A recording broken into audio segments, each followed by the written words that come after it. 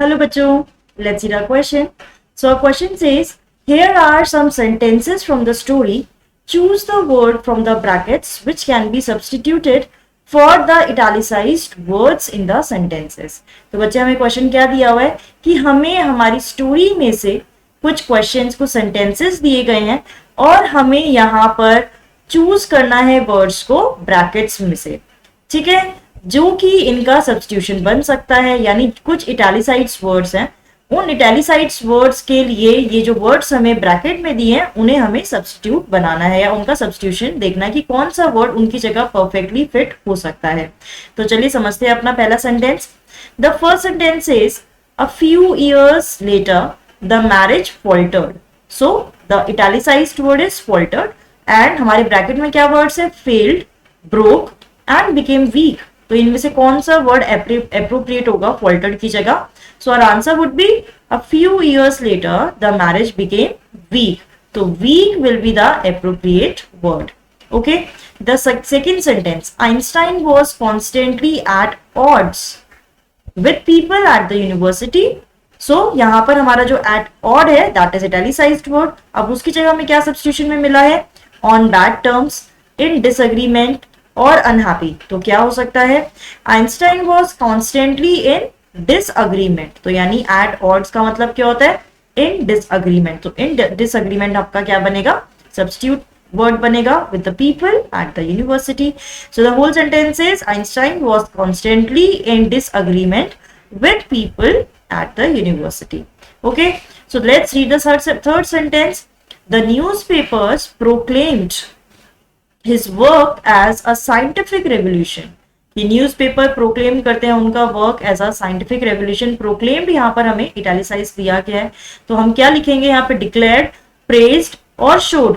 So the answer would be the newspaper declared his work. ठीक है, सो proclaimed किसका आपका सब्स्टिट्यूशन हो सकता है? मतलब प्रोक्लेम की जगह आप किसको सब्स्टिट्यूट कर सकते हैं? डिक्लेयर्ड को। ठीक है, so the newspaper declared his work as a scientific revolution। अब फोर्थ सेंटेंस पढ़ी। Einstein got ever more involved in politics, agitating for an end to the arms build-up। तो यहाँ पर क्या बोला गया है? हमारा इटैलिसाइज्ड वर्ड है एजिटेटिंग। तो यानी यहाँ पर हमें बताना है एजिटेटिंग का सब्स्टिट्यूशन क्या बन सकता है? कैंपेनिंग, फाइटिंग और supporting. So let's understand it. Einstein got ever involved in politics, campaigning for an end to the arms buildup. तो यहां पर आपका कैंपेनिंग आपका सब्स्टिट्यूशन बनेगा एजिटेटिंग के प्लेस पर। Fifth sentence, at the age of 15 Einstein felt so stifled that he left the school for good. So for good is our italicised phrase. So यहां पर क्या हो सकता है उसका substitution? Permanently, for his benefit और for a short time. So we know it very properly. Okay, at the age of 15 Einstein felt so stifled that he left the school permanently। for good का मतलब क्या होता है? permanently। Sixth sentence is 5 years later the discovery of nuclear fission in Berlin had Americans physicists in an uproar। okay, so यहाँ पर uproar का meaning क्या हो सकता है? क्या सब्स्टिट्यूट कर सकते हैं हम uproar की जगह पर? in a state of commotion, full of criticism, in a desperate state। So let's understand this sentence. 5 years later, the discovery of nuclear fission in Berlin had American physicists in a state of commotion। कि बहुत ज्यादा commotion में थे जो scientist थे। ठीक है, सो यहाँ पे commotion आपका किसका सेम मीनिंग बनेगा? in an uproar का, और आप उसकी जगह सब्स्टिट्यूट भी कर सकते हैं।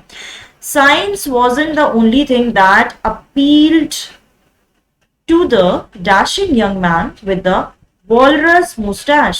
ओके, सो यहाँ पर अपील्ड का सब्स्टिट्यूशन हमें देखना है इंटरेस्टेड, चैलेंज्ड और worried. So let's understand this.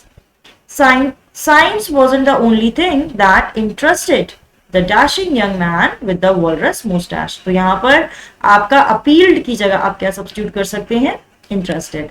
Okay, सो बच्चों I hope you have understood all the words which were italicized and their meaning also which can be substituted at the place of italicized word। So bachcho, I hope you have understood the whole answer. All the best।